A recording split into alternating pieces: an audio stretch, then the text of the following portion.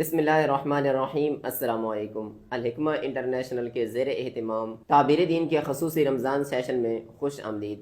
میں ہوں حافظ حماد الرحمن۔ آج ہمارے ساتھ موجود ہیں ہمارے معزز مہمان حافظ ابو بکر عتیق صاحب حافظہ اللہ، ریسرچ اسکالر الحکمہ انٹرنیشنل۔ السلام علیکم ورحمۃ اللہ۔ وعلیکم السلام ورحمۃ اللہ وبرکاتہ۔ حافظ صاحب، اعتکاف کی کتنی قسمیں ہیں؟ اعتکاف کی 2 اقسام ہیں، فرضی اور سنت موقدہ۔ جی، جو فرضی ہے اس کے بارے میں سیدنا حضرت عمر فاروق رضی اللہ تعالیٰ عنہ یہ نبی صلی اللہ علیہ وآلہ وسلم کی خدمت میں حاضر ہوئے تو عرض کرتے ہیں، اللہ کے رسول، میں نے زمانہ جاہلیت میں ایک نظر مانی تھی کہ میں 1 دن کا اعتکاف کروں گا۔ تو نبی علیہ الصلوۃ والسلام نے فرمایا کہ آپ اعتکاف پورا کرو، اپنی نظر کو پورا اپنی کرو۔ نظر کو پورا ہاں کرو۔ جی۔ اور جو سنت موقدہ ہے یہ رمضان کے آخری عشرہ میں اعتکاف کیا جاتا ہے اس کا۔ صحیح، 10 دن کا بھی کر سکتے ہیں اور 20 دن کا بھی جی کر سکتے ہیں۔ بالکل۔ صحیح، مطلب رمضان میں جو اعتکاف ہوتا ہے اسے سنت موقدہ بولتے ہیں۔ جی جی، صحیح۔ سنت موقدہ۔ حافظ صاحب، اعتکاف کی فضیلت کے بارے میں؟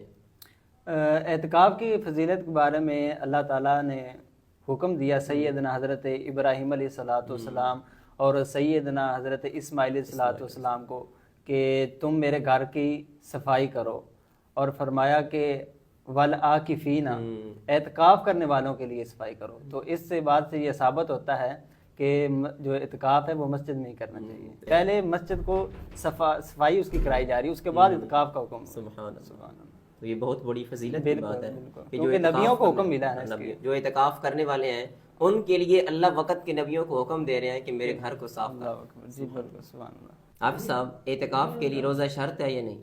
اعتکاف کے لیے روزہ شرط نہیں ہے، جی، کیونکہ بعض دفعہ ایسا ہوتا ہے کہ کچھ بیمار بھی ہوتے ہیں، تو جو بیمار ہوتے ہیں وہ اپنی بیماری کی وجہ سے یہ نہ ہو کہ وہ اعتکاف چھوڑ دیں، وہ اعتکاف بیٹھیں، مطلب روزہ نہیں رکھ سکتے لیکن آرام تو اعتکاف کر میں سکتے ہیں، بیٹھیں، لیٹ تو سکتے ہیں، اعتکاف میں اعتکاف والے بیٹھ سکتے ہیں۔ خیمے میں بیٹھ کر ذکر کریں، اذکار کریں، قرآن مجید کی تلاوت کریں، نوافل وغیرہ کا اہتمام کر سکتے ہیں، ساتھ میں اپنی میڈیسن دوائی وغیرہ لے جاؤ، ادھر کھاتے رہیں۔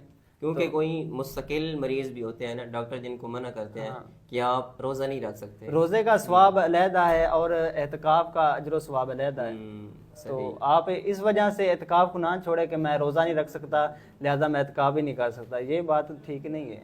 جی ناظرین اکرام، ہم نے آپ کے سامنے اعتکاف کے حوالے سے کچھ مسائل رکھے ہیں، انشاءاللہ آپ کے سامنے وقتاً فوقتاً حاضر ہوتے رہیں گے۔ تو اپنے میزبان حماد کو اجازت دیجیے، پھر کسی نئے ویڈیو میں نئے ٹاپک کے ساتھ ملتے ہیں۔ اللہ حافظ۔